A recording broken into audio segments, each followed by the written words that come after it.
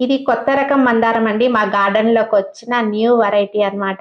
So, friends ఇవాళ మా గార్డెన్‌లో పింక్ మందారాలు మాత్రం మీకు చూపిస్తున్నాను. పింక్ కలర్‌లో ఏమేం పూలు పూసినాయి అనేది చూపిస్తున్నానండి.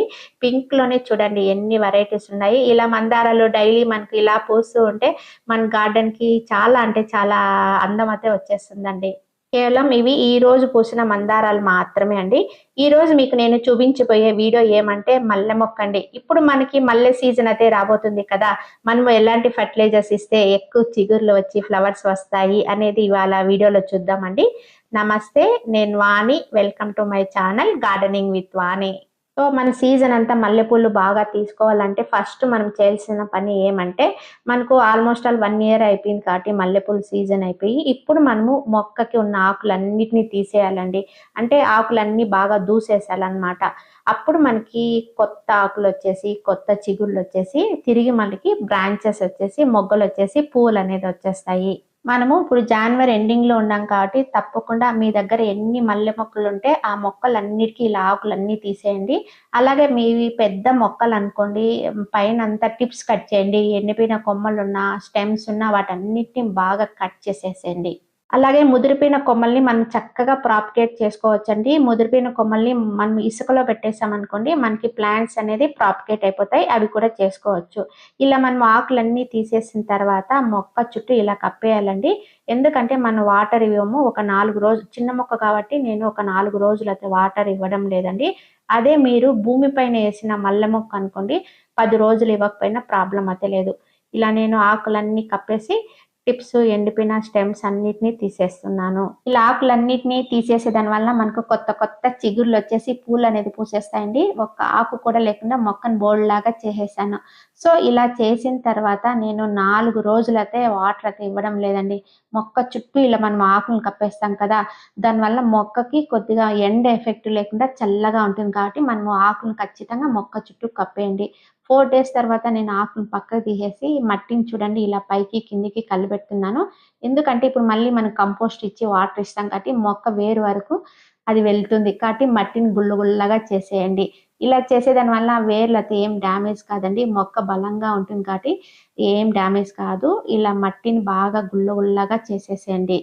ఇలా అంతా తయారు చేసిన తర్వాత మనం ఇప్పుడు కంపోస్ట్ ఇవ్వాలండి. ఈ కంపోస్ట్ అనేది మనము మొక్క సైజుని బట్టి, మొక్క ఏజ్‌ని బట్టి ఇవ్వాలండి. నేను ఇది తయారు చేసుకున్న సేంద్రియ ఎరువండి.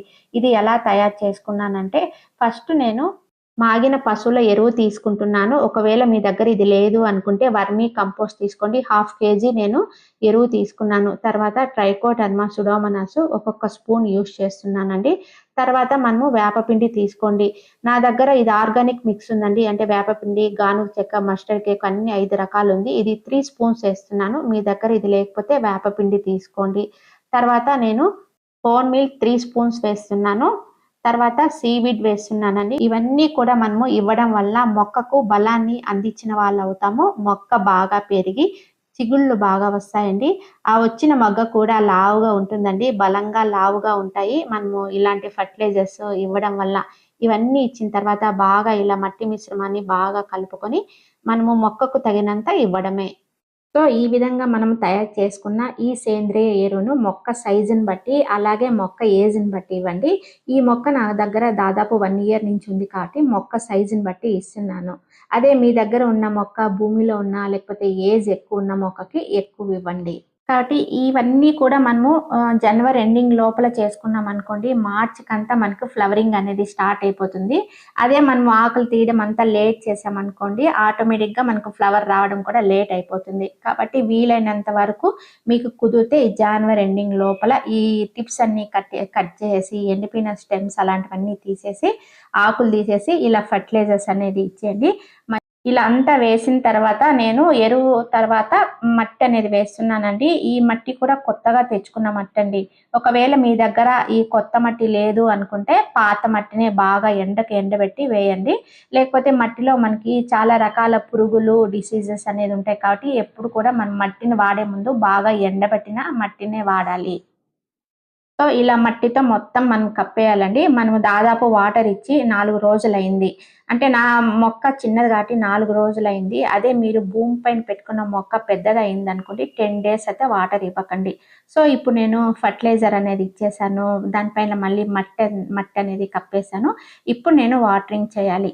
ఈ వాటర్ అనేది నేను ఎలా ఇస్తున్నాను? వాటర్ బదులు నేను లిక్విడ్ ఫర్టిలైజర్ అనేది ఇస్తున్నానండి. ఈ లిక్విడ్ ఫర్టిలైజర్ ఏంది అనేది ఇప్పుడు మీకు చూపిస్తాను. మనము కిచెన్ నుంచి వచ్చేటటువంటి వస్తువులతో చాలా రకాల ఫర్టిలైజర్స్ తయారు చేసి మన మొక్కలకి ఇవ్వచ్చండి. దీనికోసం నేను బియ్యం కడిగిన నీళ్ళు, కందిపప్పు కడిగిన నీళ్ళను ఇలా 20 లీటర్స్ బకెట్‌లో ఇలా బాగా స్టోర్ చేసి పెట్టానండి. అలాగే డైలీ మన వంటింట్లో వచ్చే కిచెన్ వేస్ట్ మొత్తం ఇందులో వేస్తూ వచ్చానండి. బాగా ఇది ఫర్మెంటెడ్ అయింది. అలాగే నేను దోస పిండి, ఇడ్లీ పిండి అంటే మనం మిక్సీలో వేస్తూ ఉంటాం కదా! అలా లాస్ట్‌లో వచ్చిన మిగిలిపోయిన పిండి ఇలా కలిపి ఉంచుతాం కదండీ! ఇవి కూడా ఇందులో బాగా ఇలా వేస్తూ ఉంటాను. నేను గానుగ చెక్కలు అంటే నువ్వుల చెక్క, వేరుశనగ చెక్క ఈ వాటర్‌లో వేశానండి. నేను ఈ గానుగ చెక్కలన్నీ ఇంట్లో మంత్లీ ఇంటికి కావాల్సిన ఆయిల్స్ అనేది తెచ్చుకుంటూ ఉంటానండి. అంటే గానుగ నూనెలు అంటారు కదా! అవి అందించే మిషన్స్ ఉంటాయి. వాళ్ళ దగ్గర మనము తీసుకోవచ్చు. కేజీ 40 నుంచి అంటే 30-40 రూపీస్ మధ్య ఉంటుందండి. ఒకవేళ మీరున్న ప్రదేశంలో ఈ గానుగ నూనెల మిషన్స్ లేవు అనుకుంటే మనకి ఈజీగా ఆన్‌లైన్‌లో అయితే మనకి గానుగ చెక్కలు దొరుకుతున్నాయి. సో, మొక్క పైన మనము ఎర్రమట్టి వేసాం కదండీ! ఇప్పుడైతే వాటర్ పోయాలి. కాబట్టి నేను ఈ లిక్విడ్ ఫర్టిలైజర్ ఇస్తున్నాను. మట్టి మనము గుల్ల గుల్లగా చేసాం కదా! ఎంత చక్కగా అది పీల్చేస్తుంది. అందులో మనము 4 డేస్ నుంచి వాటర్ కూడా ఇవ్వలేదు కాబట్టి, మనం ఇచ్చే వాటర్ అంటే వేరు వ్యవస్థ వరకు చక్కగా వెళ్తుందండి. ఎంత ఈజీగా అంటే చాలా చక్కగా వాటర్ అనేది మొక్క పీల్చేస్తుంది. సో, ఇది ఫ్లవరింగ్ బూస్టర్ అండి. ఈ ఫర్టిలైజర్ అనేది అన్ని రకాల మొక్కలకి ఇవ్వచ్చండి. ఇది చాలా బలమైన ద్రావణం అండి. మనము ఇలాంటి లిక్విడ్ ఫర్టిలైజర్స్ ఇవ్వడం వల్ల ఇలాగా మన అన్ని రకాల మొక్కల నుంచి ఇంత మంచిగా ఫ్లవరింగ్ అనేది తీసుకోవచ్చండి. ఒక మల్లె మొక్కకే కాదండి, మందార మొక్కలకి, చామంతులకు, రోసెస్‌కి అన్నిటికి ఇది ఇవ్వచ్చనమాట. మంచి ఫ్లవరింగ్ బూస్టర్ అనమాట. ఇలాంటి బూస్టర్స్ ఇచ్చేదాని వల్ల మనం ఇంత ఘనంగా మన గార్డెన్‌లో మొక్కల నుంచి ఇంత ఘనంగా ఫ్లవర్స్ అనేది మనం తీసుకోవచ్చు. సో, ఇలా కలుపుకున్న ఈ ద్రావణము మనకు 3 రోజులకంతా బాగా మంచిగా రెడీ అయిపోయిందండి. ఈ రెడీ అయిపోయిన ఈ ద్రావణాన్ని మనము 1:5 రేషియోలో అంటే 1 లీటర్ ద్రావణం అనుకోండి, 5 లీటర్ వాటర్ అలా మనము కలుపుకొని మొక్కలకి ఇవ్వడమే. ఆకులు దూసేసే ముందు 3 డేస్ వరకు మనం వాటర్ ఇవ్వలేదు కదండీ! సో, ఇప్పుడు చూడండి మట్టనేది బాగా లూజ్ చేసేసాము. ఇప్పుడు మనం ఇచ్చే వాటర్ ఈ మొక్క చాలా చక్కగా తీసుకుంటుంది. అంటే ఈ ద్రావణం వేరు వ్యవస్థ వరకు చక్కగా వెళ్తుంది. సో, ఇలాంటి లిక్విడ్ ఫర్టిలైజర్స్ మనం మొక్క మొదట్లో ఇవ్వడం వల్ల మొక్క స్ట్రాంగ్‌గా అవ్వడమే కాకుండా మనకి ఫ్లవర్స్ రావడానికి కూడా బాగా యూజ్ అవుతుందండి. ఇలా మనకి చామంతి మొక్కల సీజన్ కదండీ! ఇప్పుడు మొగ్గల రూపంలో ఉన్న మొక్కలకి ఇలాంటి లిక్విడ్ ఫర్టిలైజర్స్ ఇస్తే వచ్చిన మొగ్గలు రాలిపోకుండా ఉంటాయి. అలాగే వచ్చిన ఫ్లవర్స్ కూడా బాగా పెద్ద సైజులో రావడానికి యూజ్ అవుతుందనమాట. ఇలాంటి లిక్విడ్ ఫర్టిలైజర్స్ ఇచ్చేదాని వల్ల. సో, ఇవాళ వీడియోలో మనము మల్లె మొక్కకి ఎలాంటి కేర్ తీసుకోవాలి, ఎలాంటి టిప్స్ ఫాలో అవ్వాలి, ఈ సీజన్ అంతా మనం గుత్తులు గుత్తులుగా ఫ్లవర్ తీసుకోవాలంటే ఇప్పుడు ఎలాంటి జాగ్రత్తలు తీసుకోవాలి అనే విషయం అయితే తెలుసుకున్నామండి. ఈ వీడియో మీ అందరికీ యూజ్‌ఫుల్ అని చెప్పి ఆశిస్తున్నాను. వీడియో నచ్చినట్లయితే ఒక లైక్ ఇచ్చేయండి. అలాగే కామెంట్ చేయండి, షేర్ చేసుకోండి, సబ్స్క్రైబ్ చేసుకోండి. Wish you A happy gardening. Thank you.